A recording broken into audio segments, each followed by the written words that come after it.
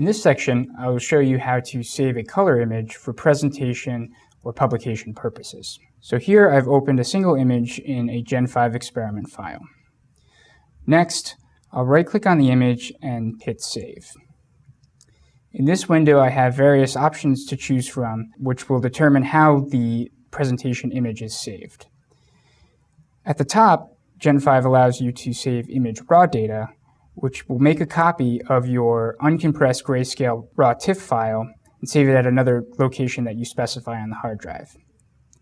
If you have a multi-channel image, you can choose to either save those TIFF images as separate files or in a single TIFF file known as a stacked TIFF. However, what we want to do is save a color image for presentation, so I'm going to select this option.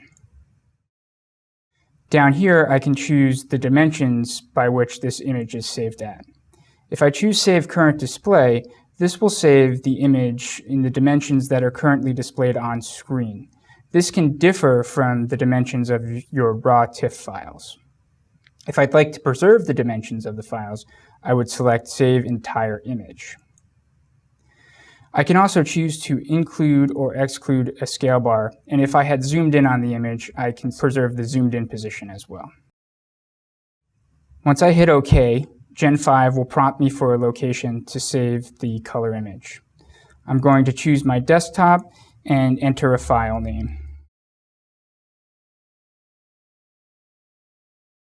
In the drop-down menu, I can also choose the format I'd like to save the color image as. Options range from PNG, BMP, GIF, JPEG, EMF, or color TIFF.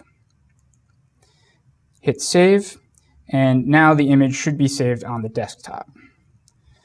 And there it is. I can open it up, and we can see now we have a color image that you can use for presentation purposes. If you'd like to save more than one image for presentation, Gen5 has a batch export feature.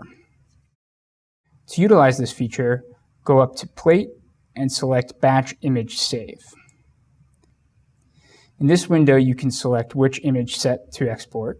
So this can be your raw image set or any image sets that you've performed a pre-processing step on. Furthermore, if you'd like to include masks from any analyses that you've performed on the image set, click Edit Image and then navigate to the Data tab.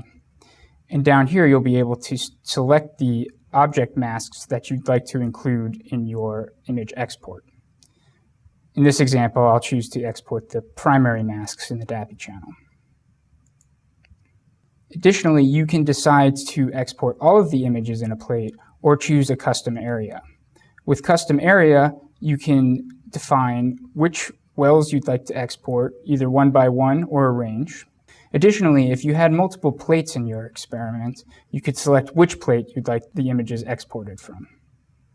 However, in this example, I'm going to choose to export all the images in our experiment file. Next, I'll go to File. Up here, you can specify the file naming conventions, and down here, you would specify the folder you'd like to save these images to.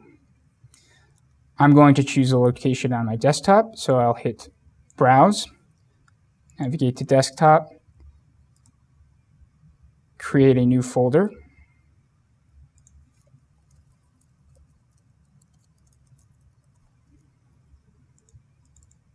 and select that folder.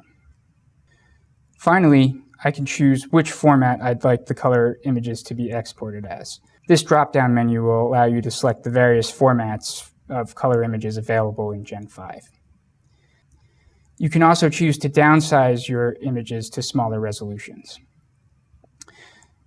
Once you've selected all the options for your export, hit OK, and Gen5 will begin the export process.